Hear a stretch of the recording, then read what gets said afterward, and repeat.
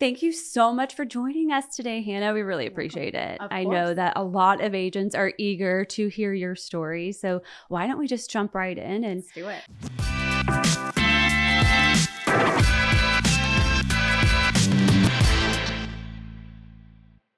How did you get started in real estate? Yeah, so I started in mortgages. That's kind of what brought me to the real estate side of things. Did real estate or mortgages for 2 years and then jumped into real estate. This is my 7th year. Okay. And really what brought that on is, on the mortgage side, you're taking agents out for coffee, you're doing all these things, and it was really annoying. Okay. And, we all get the calls and it's very hard to, get that appointment.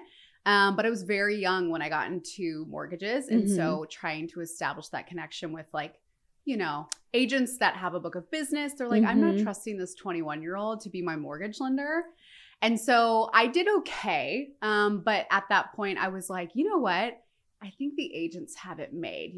They're in charge of really their book of business. I felt like when you are a mortgage lender, you're just kind of waiting around for an agent to give you a deal. Sure. And then you get the deal and you don't have a competitive rate, right? You don't control the bank's interest rates. And so there was just a lot of things that were out of my control. And so I was like, you know what? I want something that I can go out and get the business. So then I just kind of made a pros and cons list. And I was like, wow, agents, I think, have it a lot better in terms of going out and getting the business and really being in charge of that. And also I didn't want to be stuck in a cubicle. I was like, I think I could get out and about, and I'm very social. So gotcha. So that was 7 years ago. And do you still think that agents have it made?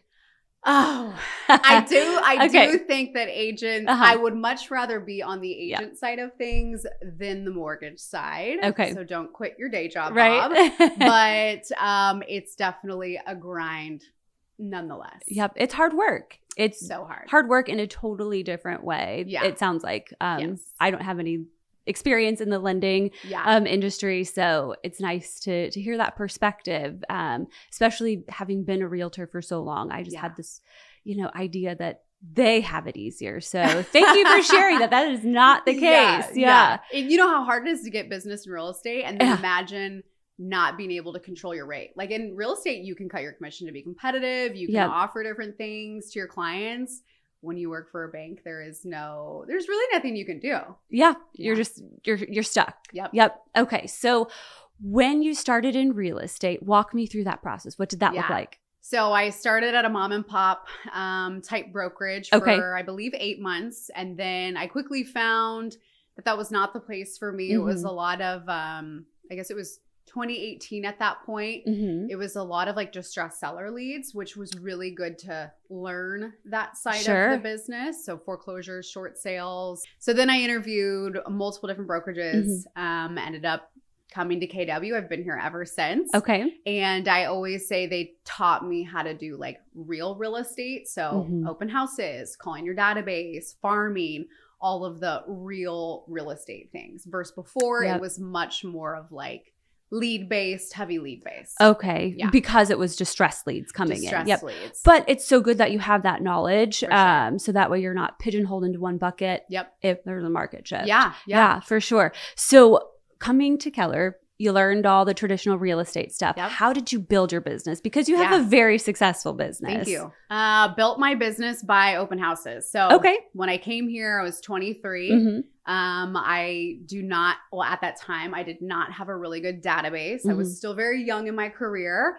And I was like, okay, well, the only way to get business is to really tap into what, they talk about the not met. So I made a goal to do 40 open houses in 40 days. And I ended up doing 36. Okay. So, very impressive. Did not hit the goal, but I would do an open house Friday evening, 3 on Saturday, 3 on Sunday. And I would just go from one house, put out all the signs, go pick them up, go to the next one. So I'd literally spend all day doing that. In hindsight, I was gathering a lot of leads and not actually following up with all of them as I should. So what's the term?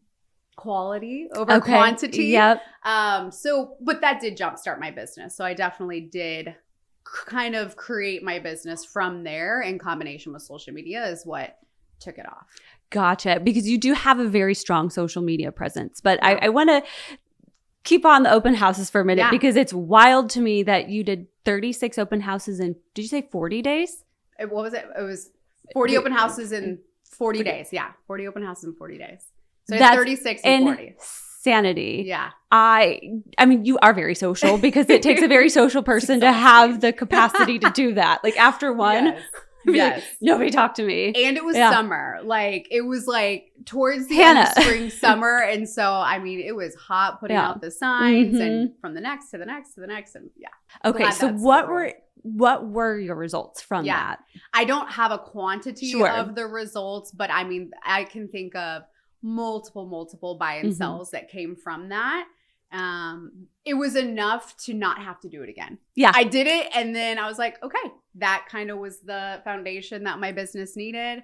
That, you know, it just took off from there. At that point, I had enough business kind of rolling in combination with social media. And then from there, you start closing deals, you get past clients, there's people to call, people to reach out to. And it just kind of started, you know, building from there. But it was pretty much 100% built off of not Mets. Yeah.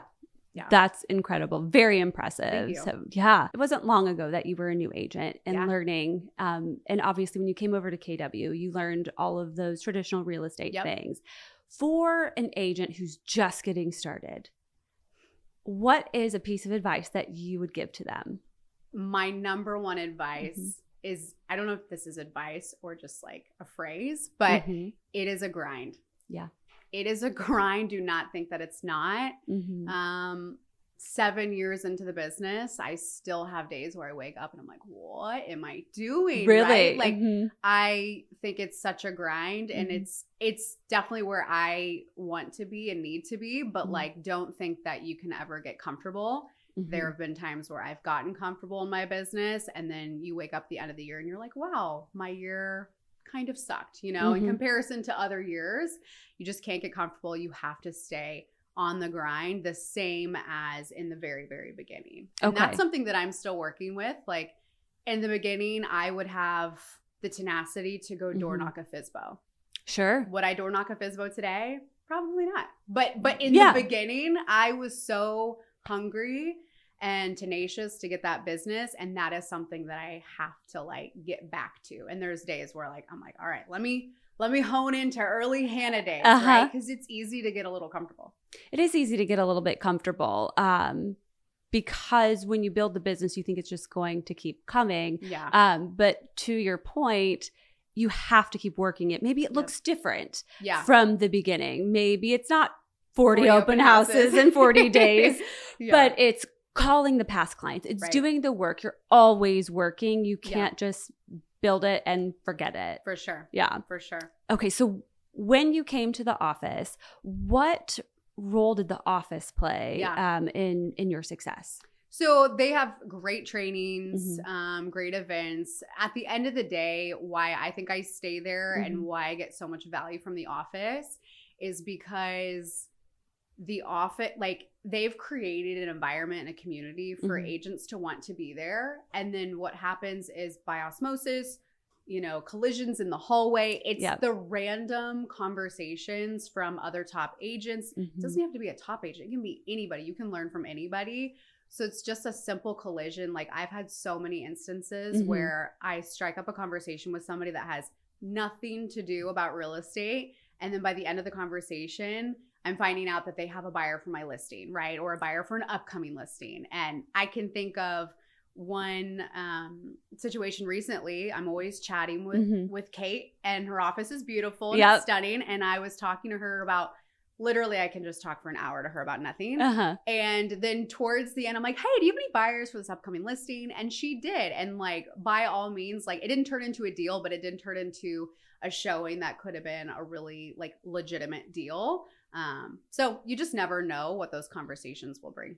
I love that. And I think that's so true. When I moved from the brokerage I was at initially over to the office, there was such a culture shift. Yeah. It was like people who were there for business, to do business, to have fun, of course, because our office, I mean, it is a lot of fun. Yeah, and we're fun. We're fun people.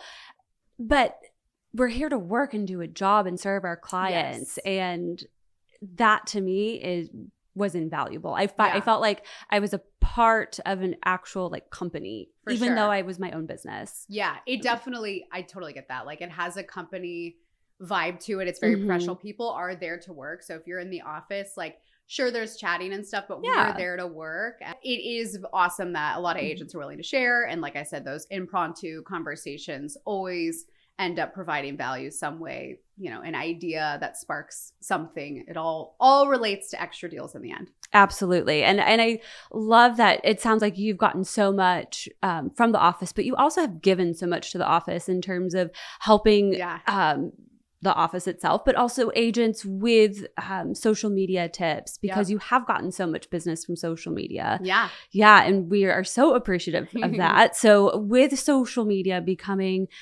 such an important place for people to market their businesses, what is a piece of advice that you would give to someone just starting out to set up their social media correctly? Yeah, I would say consistency. Consistency. Like at the end of the day, to me, I use it as a tool to stay relevant to my database. So yes, you can get not mets throughout the process of marketing on Instagram, which if I look at the business that I've gotten from Instagram, it's tons of not mets, but I really do it with the intention of just having it be an additional touch to stay relevant to my database. You know, we're really lucky and spoiled in our era to have social media. For sure. Because before, you know, you could send a mailer, you could send, you know, a newsletter or whatever, all the things that you should still be doing, but there was never a way to remain on the tip of your client's brain every single day.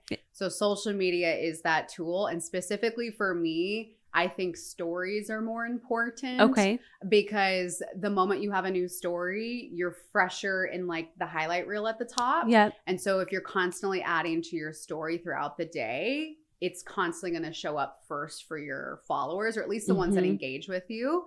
And so I always say it's really important to have an ongoing story. But there is algorithm to like letting your story expire and waiting 24 hours. All the tips and tricks. All those little trips. Yeah. But at the end of the day, having a story is important because it's just top of mind to your database. Absolutely. It's brand awareness. And the more, you know, they see you when it comes time to buy or sell, they're going to think of you immediately. Because they've seen you like every day for 365 days a year. I don't know why, but all I can think of is Hannah when it comes to buying or selling my home. I should call her. That's exactly it. And you don't have to post only real estate. Like I'm posting things about my kids. It also shows people that you're a real person. But at the end of the day, you know, my handler name is Hannah Murrell Realtor. So even if they're not paying attention to what I'm talking about, they're constantly putting the word realtor with Hannah Murrell in their brain every single day.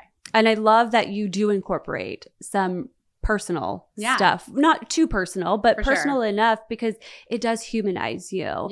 For me, when I got in, I didn't want to do any of that. Also, social media wasn't really what it is today. But looking back, that was something that I wish I had done is be more personal. Humanize yourself. Humanize yourself. Absolutely. Also share more about what's going on in the city because we're not just selling a house. We're selling a community too. So speaking of community, if you were to take clients who had never been in Kansas City before, they're brand new, and they're looking for a recommendation for dinner, where would you recommend they go? First thing that came into my head was Lazia. Lazia, the best. It's a vibe inside. It's so yummy. It's priced decent. Like it's not insanely, you know, expensive for a nice dining experience. But the mood, the vibe, the food, the mozzarella, it's Madame Mozzarella. Amazing. Love her. Yeah. Cocktails, great. Perfect.